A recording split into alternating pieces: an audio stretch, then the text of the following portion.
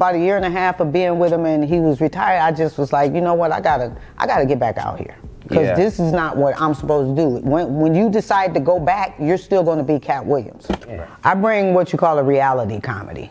Mm-hmm. You know, people like reality comedy. They want to hear what's going on right now, and they want it funny. So that's the type of comedy that I presented when I first started doing comedy.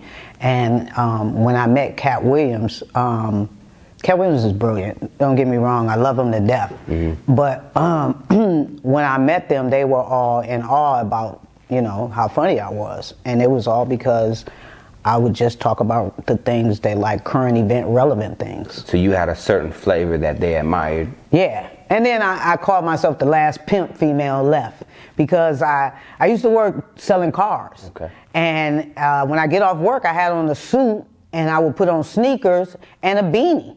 And I would go to LA and do the clubs, and I was like, well, I would hear all the females talk about being lonely and not finding a man and stuff like that. I never had that problem in my life. So I was like, what should I talk about? And the type of female that I was back then, I was the type of female that dated a lot of dudes. I didn't care. I dated a lot of dudes because I wasn't married. And love is just something that I just didn't even engage in. If you could do some things for me, pay these bills so me and my babies can eat, then you my guy. Wow. Right. As far as like meeting Katt, where was he at in his career? We were all about the same. We were all chasing the bag when I first met him. So was he already doing comedy before you started? Oh yeah, he was doing comedy. Okay, then you come in and you just like that unique of a voice that they was like, yo, what's that? Or? Well, no, what happened was because I had the club, I hired them to come out and do my show. Gotcha. So that's how I built a lot of relationships with a lot of comedians, because I was smarter than the average club, because I would find out what are they paying in LA. Yeah. Oh, they paying $200, then I'm paying $400. Mm-hmm.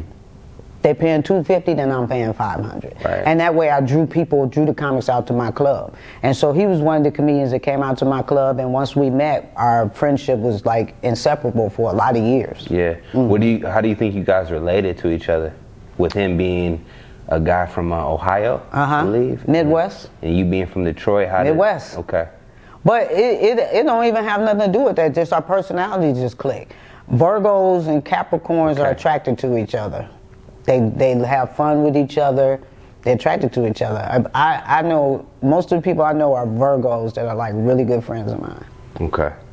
So Katt is a Virgo? Yeah. Mm-hmm. Got you. Okay. That means he's detail oriented, what I hear about Virgos. Yeah. Okay.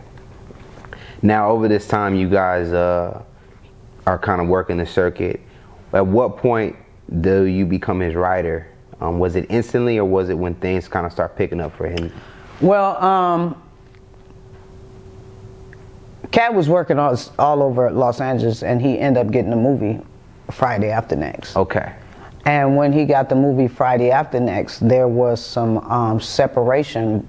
Back then our cell phones and communication wasn't as quiet as it was, so you change your number. We lost contact for a minute.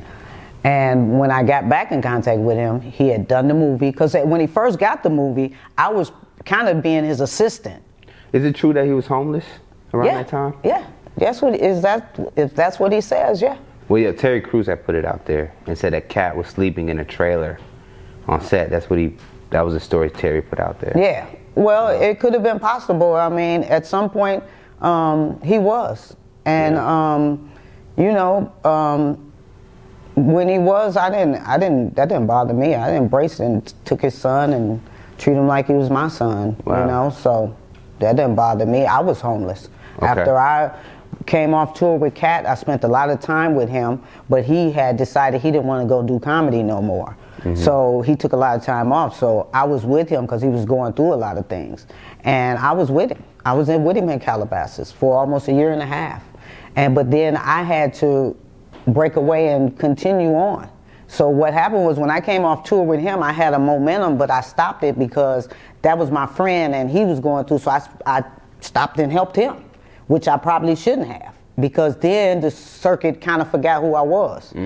You know what I'm saying? Where other people like my friend Leslie went on, and they went on. You know, I stayed trying to be a good friend, and it's a lot of things in life you don't know. You don't know that people aren't good friends. You don't know that people are playing games with your emotions and with you and who you are. You don't know that. You see what I'm saying? Some things you are naive to. So after about 1.5 years of being with him and he was retired, I just was like, you know what? I gotta get back out here. Because this is not what I'm supposed to do. When you decide to go back, you're still going to be Katt Williams. Right. I'm still going to be Cookie Hall that nobody really knows, but they do, but they don't. Right. You know what I'm saying? So, in context, you get on the road with Katt for how many years? No, I only did one tour with him. One tour. I did the Pimpin' tour with him. I went on the road some other times with him after the Pimpin' tour. Yeah. A few dates, but I did the Pimpin' tour with him. Me, Leslie Jones. So there was like 107 cities and 145 shows. So that what helped set my president of who I was when I went on that tour with him. He made me famous on that tour. I'd never forget that. I love him for it. Got you. And you started writing for him around that same time? Before the tour, like again, it was a point where we were separated, and it was 2007, and I decided to quit my job and just go into comedy. It was January 2007. Car business went, Obama, you know, saved the car business, all that.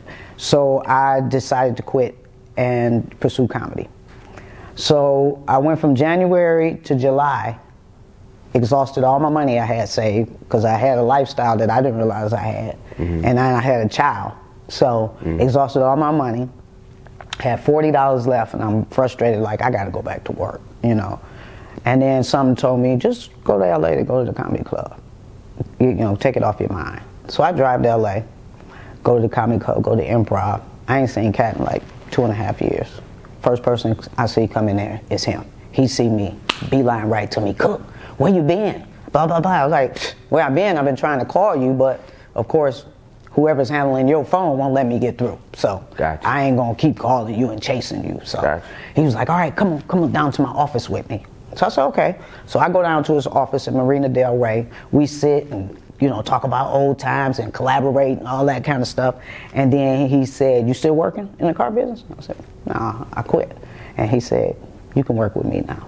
And I said, okay, that'd be great. What you want me to do? He said, you can be a writer on my team. And I was like, cool.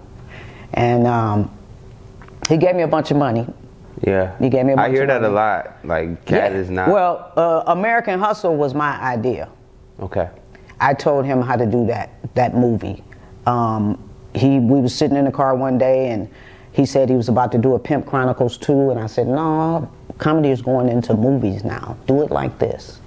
And then he did it, and he didn't put me in it, so then I felt some kind of way about it. Understood. You know, but then when I seen him again, he gave me a whole lot of money again, so I said, forget it, you know, because I got to pay bills and take care of my family, so, yeah. Yeah. So it seems like, you know, you were kind of a Swiss Army knife or his hidden weapon. Oh, in yeah. a sense. Oh, yeah. He kept me around for a reason. Yeah. Oh, yeah. Lonnie kept me around for a reason. They kept me around because they knew that I could enhance what they were doing. I'm just funny, and I'm not going to downplay it at all.